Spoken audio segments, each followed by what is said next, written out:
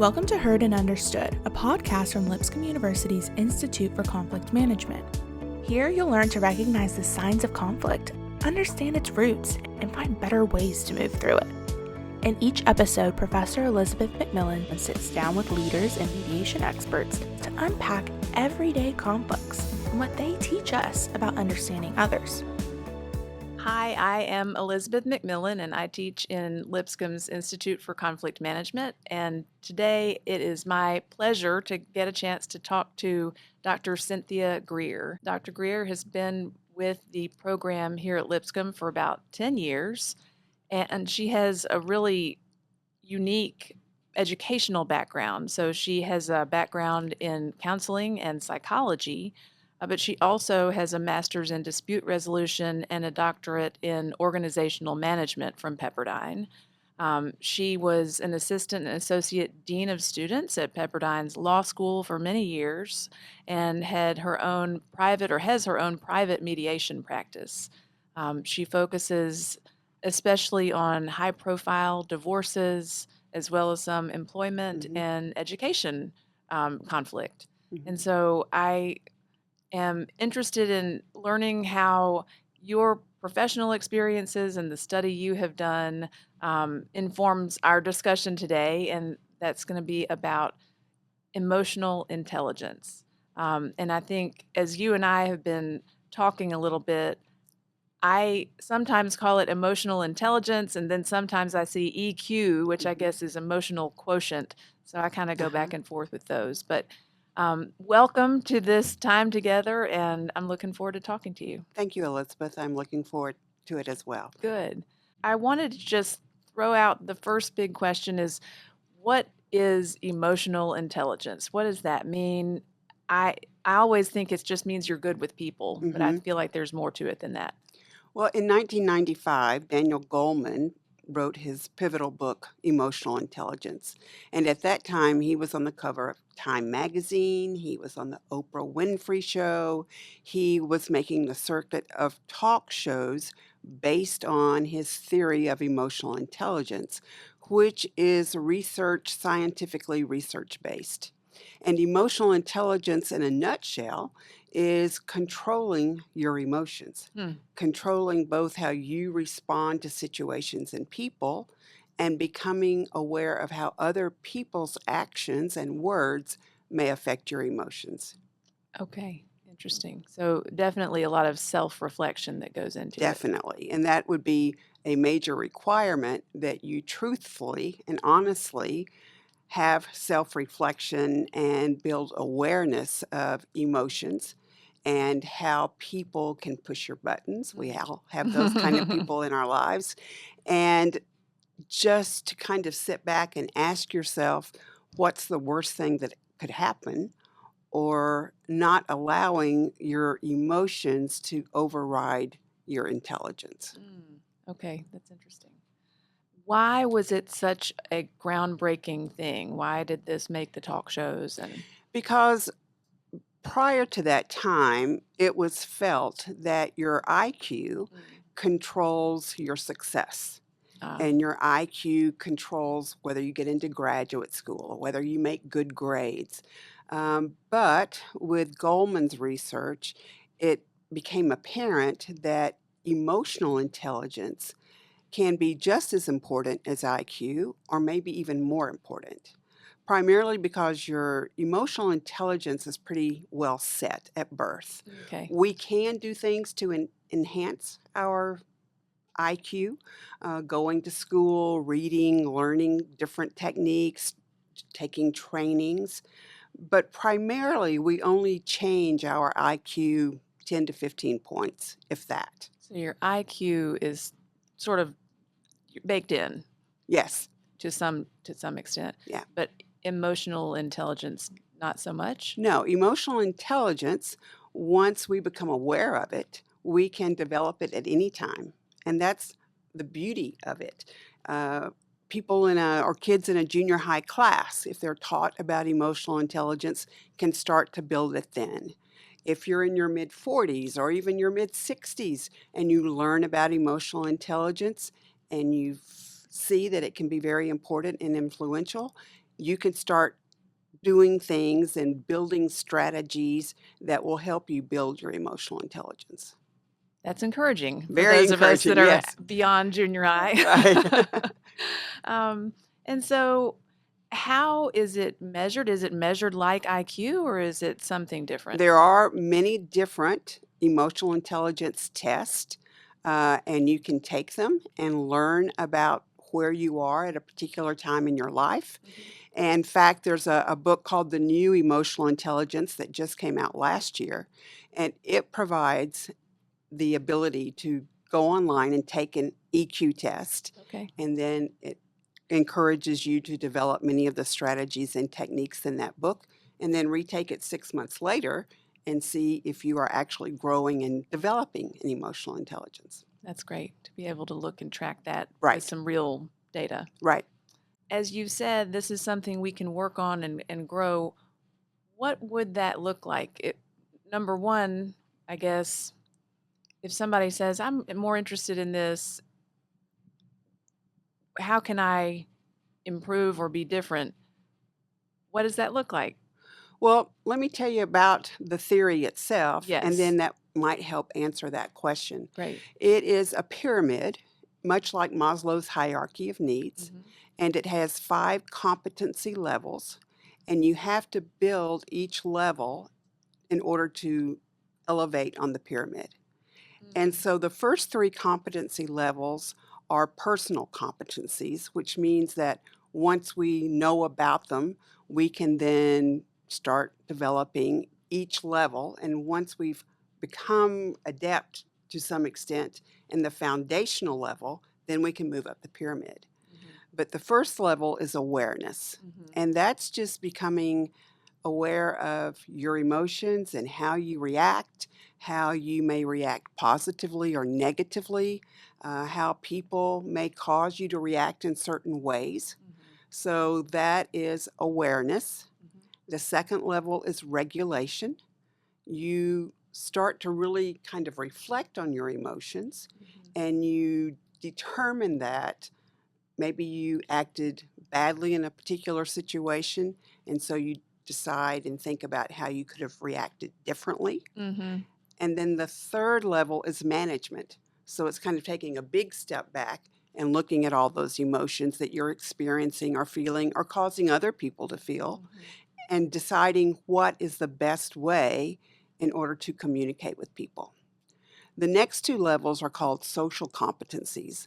And the next level is empathy. And as you know, empathy is in all of the research for conflict management. And empathy is being willing to look at a situation from another person's perspective. And so, according to Goleman, you have to become aware and regulate and manage before you can ever become empathetic. And then if you can develop empathy, then you can have strong social relationships, healthy relationships. Got it.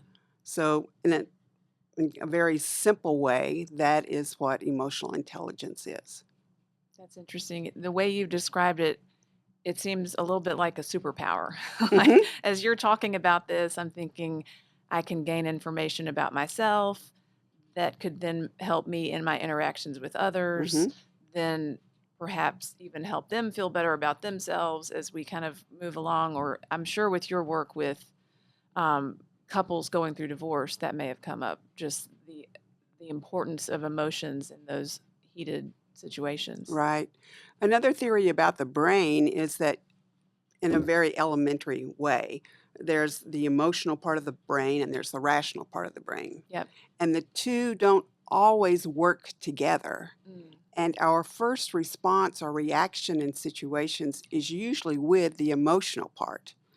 And that's where we get in trouble sometimes, when we say or do things that we really shouldn't, and we want to go back and change them.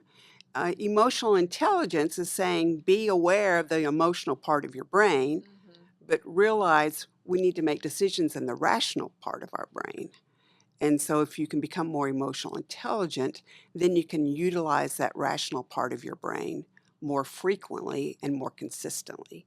And emotional intelligence can kind of build connectors between those 2 basic parts of the brain. That makes a lot of sense, because I don't want there to be a misunderstanding that this is about dulling emotions No, or turning them off. It's more about understanding them or, like you said, managing. definitely. In fact, if you try to ignore them Mm-hmm. or deny them, they come back and manifest internally. And that's when people get stressed out or they may even become sick. Mm. In fact, Johns Hopkins released a study about 3 years ago saying that over 40% of people are Mhm. stressed out. Wow. And you may have noticed that if you visit a doctor or a medical professional, they are now asking questions about your stress level. Mm-hmm. And so the theory is that we need to become more aware of our stress, and emotional intelligence can help us do that. Got it. So, knowing that this is a theory that's been out there for several decades, hmm how can people change or improve their emotional intelligence? I think the first step is becoming mindful, Okay. mindful of your surroundings, mindful of people that you converse with, mindful of how you treat other people and how you expect to be treated, Mm-hmm. mindful of your emotions and how they make you respond. Mm-hmm. And that's in the moment mindfulness, awareness. Yeah. And then you just practice that, and then you can be better a better manager and better regulator of Mm-hmm. those emotions.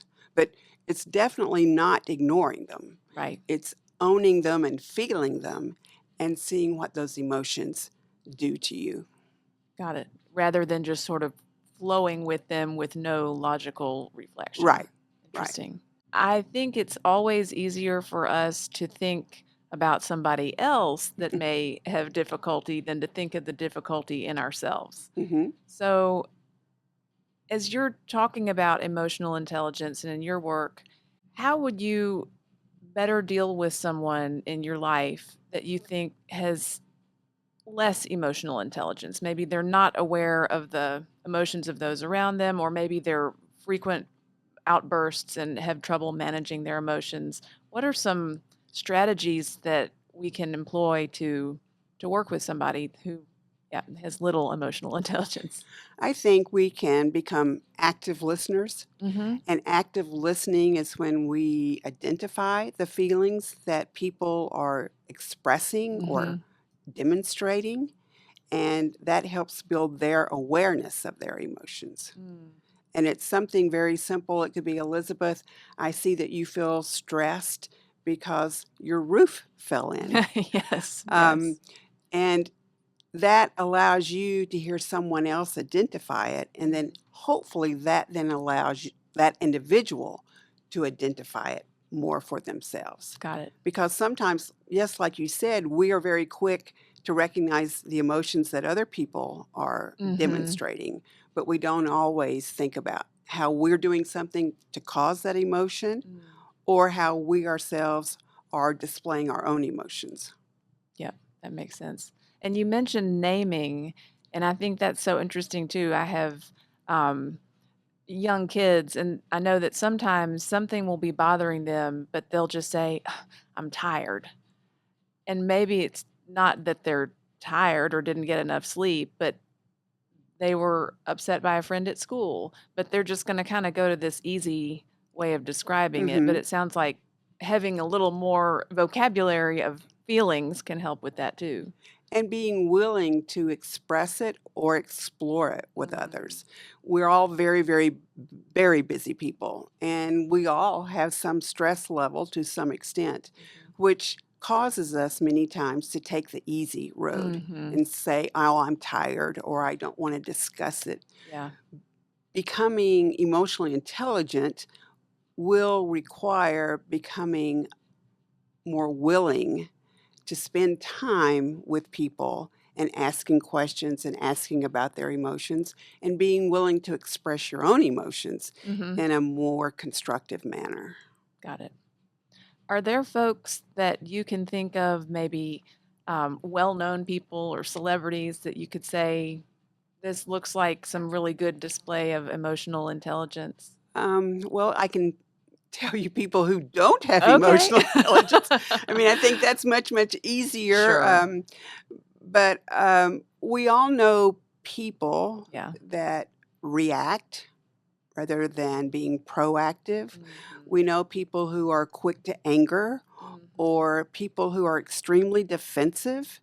All of those are qualities that show that someone is not emotionally intelligent. Got it. Someone that is emotionally intelligent usually is well liked, Mhm. and people want to work with them, Mhm. not just for them. And that's one of the benefits of understanding EQ. It's your IQ that may get you your job. It's your IQ that might get you into graduate school, but it's your EQ that will get you promoted. Mm. And most of the Fortune 500 companies Yeah. now, most of the Fortune 500 companies now give their top employees emotional intelligence tests Wow. Okay. because they want people that get along with a lot of other people. You have to get along with everyone. You have to be willing to listen, and you have to be willing to maybe take extra time and making sure people listen to what you're saying. Mhm. And that's one of the strategies of emotional intelligence is to talk so that people will listen. Got it. And just think about those words and think about how many times we don't talk so people will listen. We come in with an agenda, we may be defensive. You mentioned that I worked with divorcing couples. Most of the time, both individuals are extremely defensive. Mhm. And when you're defensive, you're not going to be listening well and listening with an open mind, which then causes conflict to just escalate. Yep. And maybe obscures some possible solutions or agreements. Exactly. Yeah. Um, what you're describing now with Fortune 500 also seems to tie into leadership studies and organizational studies, and so that's fascinating because a lot of times when we think of business, we think of the financial side of things, and then to tie this in, that the human side of things is more important, I would argue. Right. Yep. Right. Uh, we live in a very chaotic world right now, and anything at any level, whether it be with your coworkers or with your family members, anything that we can mindfully do to be better communicators, which should then create less stress and then allow more openness for any kind of communication. It doesn't have to be conflict resolution. That's true. Um, any practical strategies for somebody who's listening today that says, wow, this is interesting. I want to practice some of this myself. What are some suggestions? Well, one, practice mindfulness, Okay. practice being in the moment. Mm. We're so busy and have so many tasks and responsibilities. We're always thinking what we need to do this afternoon or what we're going to do this weekend. But Yes. one, Yes. Yes. practice mindfulness, being Okay. aware of the moment. I think to talk so people will listen to you. Mhm. If we are yelling and screaming, if we are defensive, if we in our body language are showing that we're closed off, Mhm. then that's not going to build good communication. Mhm. So in order to do that, we need to talk so that people will listen to Okay. us. So, can you talk about specific traits that we might see in someone who does have high emotional intelligence? Sure, I think one is self-control. Mm. And that is important because we can't have managers or you can't expect cooperation in conflict situations or even in building relationships if we don't control our own emotions. Mhm. And it's both negative and positive emotions. People who usually have that self control delay gratification. Hmm. And that's something very, very different than our current culture, Yes. where instant gratification has become maybe many times an overriding factor Mhm. in making decisions. Hmm.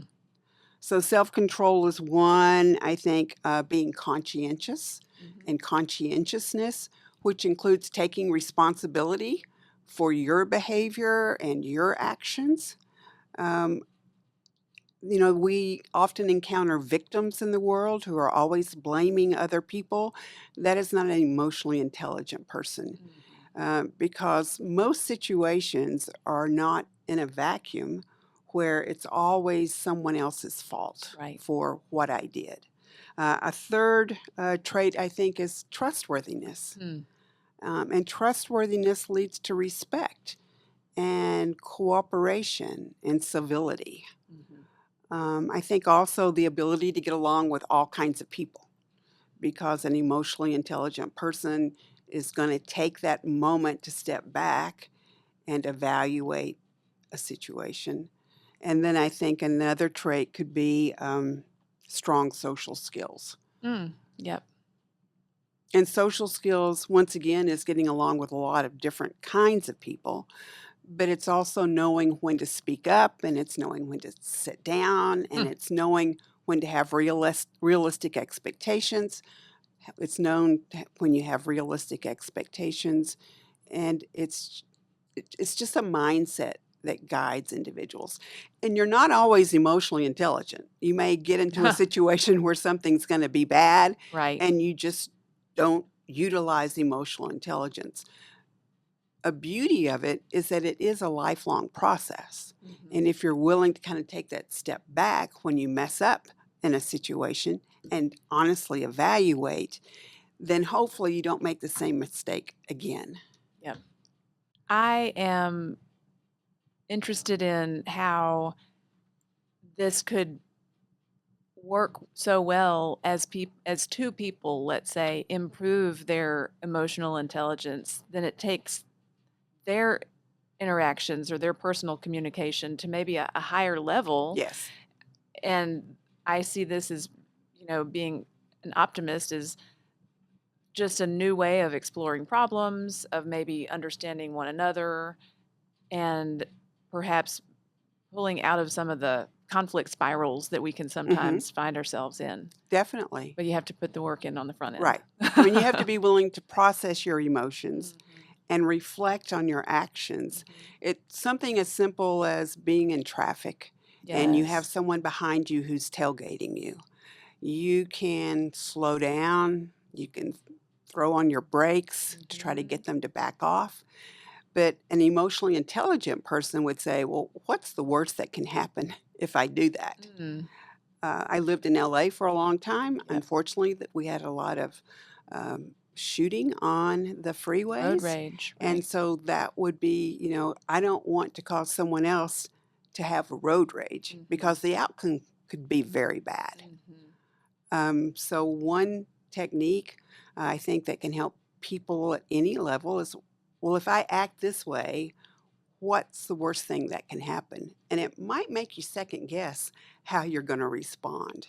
Just that moment of pulling back, asking the question, that beat Right. can help change the way you respond. It makes you go from your emotional brain to your rational brain. Just taking a Yes. step back, taking a deep breath, it can make your rational brain more active. And hopefully, then you can make better decisions. Got it. Well, I really appreciate our time together today, and it's given me a chance to reflect on my own emotions and then also learning more about this. I know you mentioned Goleman's book and Hmm. then this other, The New Emotional Intelligence. So those would be some good resources I for would folks. definitely recommend both of those. Yes. Okay. If you're interested in building emotional intelligence. And if you're emotionally intelligent, other people will see that. Mm, And it can maybe then help them build their emotional intelligence. I like that a lot. Mhm. Thank you again, Thank you. and I look forward to talking with you another time. Thank you, Elizabeth. Okay.